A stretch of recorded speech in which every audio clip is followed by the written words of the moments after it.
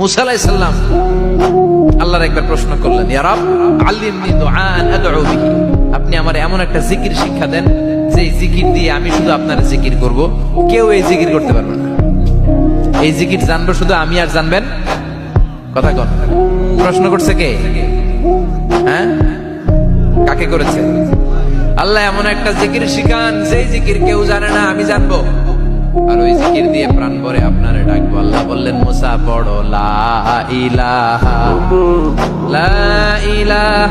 ইল্লাল্লাহ মুহাম্মাদুর রাসূলুল্লাহ। মুসা আলাইহিস সালাম বললেন, আল্লাহ চাইলাম কি, কইলেন কি?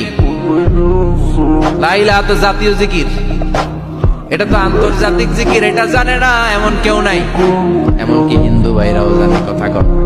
আল্লাহ আমি তো চাইছিলাম এক্সক্লুসিভ, আমার জন্য স্পেশাল, এর চেয়ে সুন্দর আর কেউ